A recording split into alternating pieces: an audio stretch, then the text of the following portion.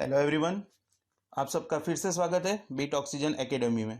I hope आप सब ठीक हैं और इस चैनल के थ्रू हमसे जुड़े हुए हैं और हर रोज़ कुछ ना कुछ नया सीख रहे हैं। आपको सबको लगता होगा, अरे सर अचानक हिंदी में। तो हमारे बहुत सारे स्टूडेंट्स की रिक्वेस्ट थी कि सर आप हिंदी में भी वीडियो रिकॉर्ड करिए, और हमें भी लगा कि अगर हिंदी में भी हम वीडियो डालते हैं तो उससे हम मैक्सिमम पूरे ऑल ओवर इंडिया में स्टूडेंट्स को रीच आउट कर सकते हैं। दोस्तों, हमारी इस चैनल का मोटो ही यही है कि हम मैक्सिमम स्टूडेंट्स को रीच आउट कर सके और उनको आईटी प्रोग्रामिंग और आईटी फील्ड में थोड़ा अपग्रेड कर सके। मैं नीलेश वाघेला, लेक्चरर, प्रोग्रामर और प्रोजेक्ट मेंटर, आज आपके लिए लेके आया हूँ एक बहुत ही इंटरेस्टिंग कंसेप्ट जो आपको ना सिर्फ स्टडीज बल्कि प्रोजेक्ट और इवन इंडस्ट्री जॉब में भी काम आएगा। तो जैसे कि आप देख रहे हैं, आज का जो हमारा टॉपिक है वो है inheritance. Inheritance object oriented programming के इंपॉर्टेंट कंसेप्ट में से एक है। आज का जो ट्यूटोरियल है वो हम थोड़े फन, एक्साइटिंग और एग्जाम्पल ओरिएंटेड वे में सीखेंगे। तो इस वीडियो को आखिर तक ज़रूर देखिएगा और मेरे साथ आखिर तक बने रहिएगा।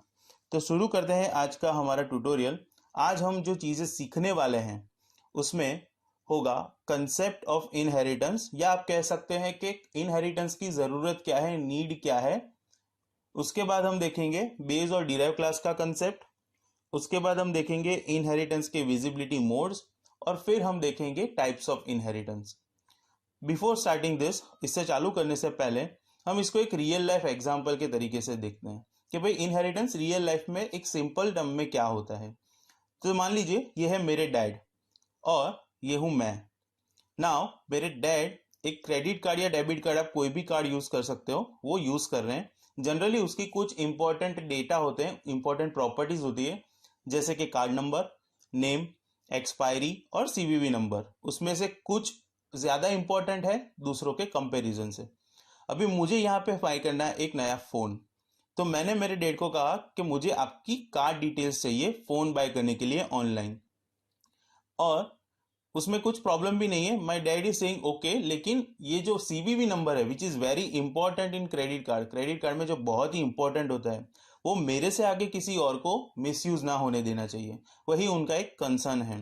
तो यहाँ पे क्या होता है, उस कंसर्न के साथ मेरे डैड ये कार्ड की डिटेल्स मेरे साथ शेयर कर रहे हैं। तो यहाँ पे दोस्तों हो गया हमारा इनहेरिटेंस अप्लाइड, जहां मुझे मेरा बिलिंग प्रोसेस कंप्लीट करने के लिए ऑनलाइन जो भी कार्ड में मैं ऐड कर रहा हूँ, जो भी डाल रहा हूँ, वहाँ पे दूसरी सारी चीज़ें मेरी रहेगी, नाम मेरा रहेगा, लेकिन कार्ड की जो डिटेल्स आएगी वो मेरे डैड की रहेगी।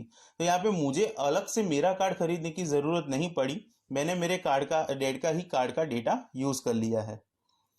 अभी इसको एक मोर प्रैक्टिकल अप्रोच में देखते हैं कि इनहेरिटेंस की ज़रूरत क्या है। तो आप सब स्टूडेंट्स हैं और आप सब कभी ना कभी प्रोजेक्ट बना रहे होंगे या बनाने वाले होंगे या बनाया होगा।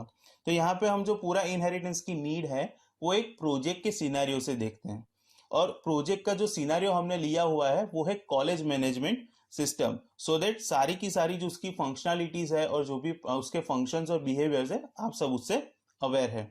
तो कॉलेज के अंदर एक नॉर्मल होता है स्टूडेंट्स, जैसे कि आप सब। तो हम उसको प्रोजेक्ट या प्रोग्रामिंग टर्म्स में अगर कहने जाए तो ये स्टूडेंट हो गई हमारी एंटिटी, या उसे हम क्लास भी कह सकते हैं। कोई भी एंटिटी या क्लास की कुछ कैरेक्टरिस्टिक्स, प्रॉपर्टीज होती है। यहाँ पे बहुत सारी प्रॉपर्टीज पॉसिबल है, मैंने कुछ ही लिस्ट आउट की है जो मुझे इंपॉर्टेंट लग रही है एज ऑफ नाउ। वो है स्टूडेंट का नेम, उसका रोल नंबर, वो कौन सी ब्रांच में पढ़ता है, कौन से सेमेस्टर में पढ़ता है, और उसका बिहेवियर जो है वो हो जाएगा उसकी डिटेल्स को सेट करना यानी इनिशियलाइज करना, और उसकी डिटेल्स को व्यू करना या गेट करना। तो यहाँ पे जो हमारी प्रॉपर्टी है उसको हम बोल सकते हैं डेटा मेंबर्स, और जो बिहेवियर है उसको हम बोल सकते हैं मेंबर फंक्शंस। तो जो भी वेरिएबल्स है, हमने जैसे कि क्लास और ऑब्जेक्ट के ट्यूटोरियल में देखा था कि जो भी वेरिएबल्स है उसको हम डेटा मेंबर्स बोलेंगे, जो भी फंक्शंस है उसको हम मेंबर फंक्शंस बोलेंगे।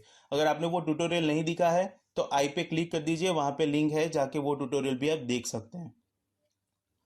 अभी हमने जैसे ही स्टूडेंट की ये एक एंटिटी है, ऐसी दूसरी एंटिटीज जो हो सकती है वो फॉर एन एग्जांपल हो सकता है फीस मैनेजमेंट है, अटेंडेंस मैनेजमेंट है, एग्जाम है ऑनलाइन, ऐसी बहुत सारी प्रोसेस हो सकती है। आगे का पूरा जो एग्जाम्पल सिचुएशन है वो हम स्टूडेंट और अटेंडेंस के मॉड्यूल से आगे जाएंगे। तो अभी ये जो हमारा स्टूडेंट का क्लास है उसको हमने प्रोग्रामिंग वे में कन्वर्ट कर दिया है ये सारे हमारी प्रॉपर्टीज या डेटा मेंबर है। C++ में स्ट्रिंग डेटा टाइप भी अवेलेबल नहीं है, ना dynamic length of array available है। दैट्स वाई हमने यहाँ पे स्टैटिक 30 वैल्यू डाल दी है। कैरेक्टर एरे नेम के लिए, रोल नंबर इंटीजर में, फिर से कैरेक्टर एरे ब्रांच के लिए और सेमिस्टर। अभी बहुत सारे लोग सोच रहे होंगे कि अलग अलग लाइन के अंदर एक एक वेरिएबल सेम डेटा टाइप का क्यों डिक्लेयर किया हुआ है। ये सिर्फ अंडरस्टैंडिंग पर्पस के लिए है। इसको हम नेक्स्ट टाइम से ऐसे ही डिक्लेयर करेंगे जहां पे मल्टीपल वेरिएबल्स एक ही लाइन में डिक्लेयर हो सकते हैं। इसके जो फंक्शंस है वो है void set details और void get details, जो कोई भी पैरामीटर एक्सेप्ट नहीं कर रहे हैं और कुछ भी रिटर्न नहीं कर रहे हैं। अभी सिमिलरली एक एग्जांपल हम कंसीडर करते हैं अटेंडेंस का। तो अटेंडेंस का भी क्लास बना दिया है डायरेक्ट, जिसकी प्रॉपर्टीज होगी कि कौन से डेट की अटेंडेंस है। यहाँ पे 10 फिक्स किया हुआ है क्योंकि DD MM YY फॉर्मेट ले रहे हैं हम। कौन से लेक्चर की अटेंडेंस है, किस फैकल्टी ने अटेंडेंस की हुई है और कौन से सब्जेक्ट की अटेंडेंस की हुई है, और अटेंडेंस का मार्क P और A। सिंगल एक कैरेक्टर P माने प्रेजेंट, A माने एब्सेंट। उसके जो फंक्शंस बनाए हुए हैं वो है मार्क अटेंडेंस, जहां से अटेंडेंस की एंट्री होगी, और व्यू अटेंडेंस, जहां से वो व्यू होगा। तो यहाँ पे अभी व्हाट डू यू थिंक, आपको क्या लगता है कुछ मिसिंग है? जी हाँ दोस्तों, मिसिंग है हमारी ये प्रॉपर्टीज और फंक्शंस। अटेंडेंस तो है, लेकिन कौन से स्टूडेंट की, उसका रोल नंबर क्या है, कौन से सेमेस्टर की अटेंडेंस, वो डिटेल्स को हमें सेट भी करना पड़ेगा और फिर रिट्राइव भी करना पड़ेगा। लेकिन ये प्रॉपर्टीज है कहाँ? ये प्रॉपर्टीज तो है हमारे स्टूडेंट क्लास के अंदर। तो अब हम क्या करेंगे, ये प्रॉपर्टीज को हमें यहाँ पे यूज करना है। तो यहाँ पे हमारे पास बहुत सारे ऑप्शंस अवेलेबल हैं। जो पहला ऑप्शन हमारे पास अवेलेबल है वो है कि वो सारी की सारी प्रॉपर्टी हम ये क्लास में भी कॉपी पेस्ट कर दें। तो आप देख सकते हैं जो कलर चेंज किया वो सारी स्टूडेंट क्लास की प्रॉपर्टीज है। प्रॉपर्टीज माने डेटा भी हो सकता है, फंक्शंस भी हो सकता है। तो यहाँ पे ऐसे हमने जितनी भी नीडेड प्रॉपर्टीज और फंक्शंस है वो कॉपी पेस्ट कर लिया हमारे अटेंडेंस के क्लास में। अब आप मुझे बताइए अगर ये ऑप्शन सही है या नहीं। जी नहीं, ये ऑप्शन ठीक नहीं है। क्यों? क्योंकि यहाँ पे प्रॉपर्टीज डुप्लीकेट हो रही है। एक ही प्रोग्राम के अंदर अलग अलग क्लास में सेम प्रॉपर्टी डुप्लीकेट हो रही है, मेमोरी का वेस्टेज हो रहा है, एक्स्ट्रा डेवलपमेंट एफर्ट्स जा रहे हैं और उसकी वजह से हमारे प्रोजेक्ट की कॉस्ट भी बढ़ रही है। तो ये ऑप्शन तो कंसिडर नहीं कर सकते। ठीक है, दूसरा ऑप्शन कंसिडर करते हैं कि है तो स्टूडेंट का ही क्लास ना, तो उसके अंदर ही हम अटेंडेंस का डेटा डाल सकते हैं। तो यहाँ पे अटेंडेंस के जितने भी फंक्शंस और प्रॉपर्टीज जो थे वो सारे के सारे हमने यहाँ पे डाल दिए। तो ये ऑप्शन भी ठीक है। अब आप मुझे बताइए ये ऑप्शन सही है या गलत? जी नहीं, ये ऑप्शन भी गलत है। क्यों? अभी स्टूडेंट का क्लास स्टूडेंट का रहा ही नहीं है, उसके अंदर अटेंडेंस भी आ गई है। तो ये क्लास अभी ऐसा बन गया है जो ना फुल्ली स्टूडेंट को रिप्रेजेंट करता है ना फुल्ली अटेंडेंस को रिप्रेजेंट करता है। यहाँ पे स्टूडेंट भी आ गया है, अटेंडेंस भी आ गया है, कुछ टाइम पे स्टूडेंट्स यूज होगा, कुछ टाइम पे अटेंडेंस यूज होगी। तो ये ऑप्शन भी एक्सेप्टेबल नहीं, बन सकता है लेकिन प्रॉपर नहीं है। तो अब हमारे पास है तीसरा ऑप्शन।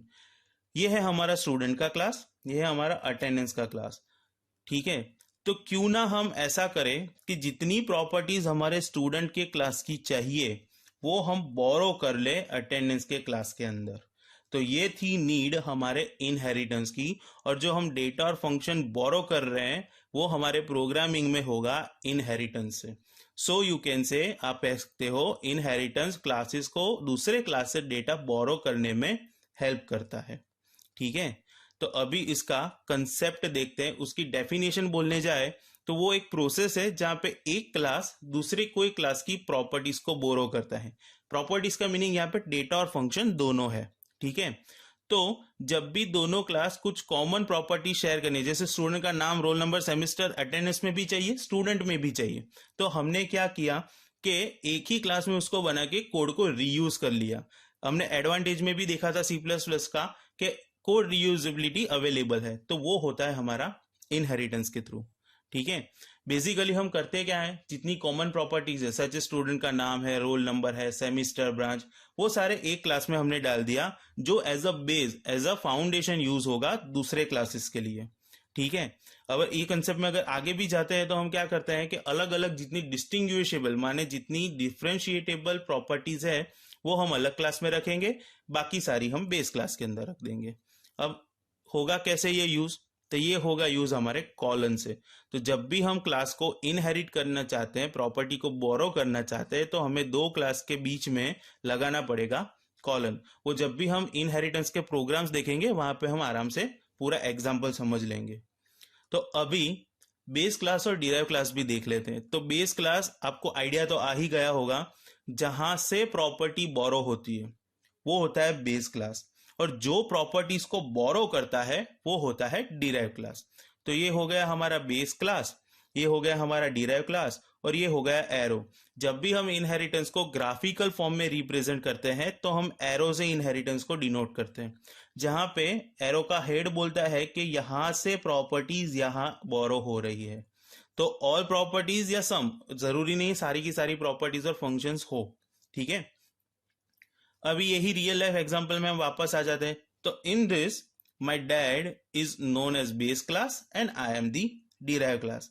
इसी को हम हमारे प्रोजेक्ट के एग्जांपल में ले लें तो हमारा जो स्टूडेंट होगा वो होगा बेस क्लास, हमारी अटेंडेंस, फीस और एग्जाम्स ये सारे हो जाएंगे हमारे डिराइव क्लास, और उसके अंदर हम दे देंगे सिंबल इनहेरिटेंस का, ठीक है।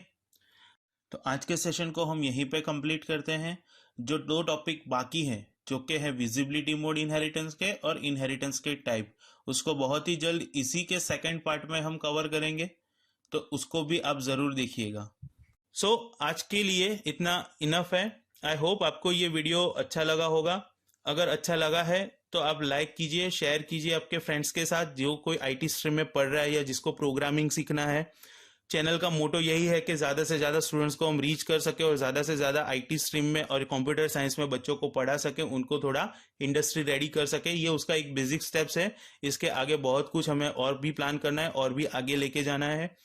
इन केस अगर आपने ये बीट ऑक्सीजन एकेडमी की हमारी यूट्यूब चैनल को सब्सक्राइब नहीं किया है तो सब्सक्राइब कर दीजिए, बेल आइकन को दबा दीजिए रेगुलर अपडेट्स के लिए। हमें आप फॉलो कर सकते हो इंस्टाग्राम के अंदर भी। मैं Nilesh Vaghela, Beat Oxygen Academy की तरफ से।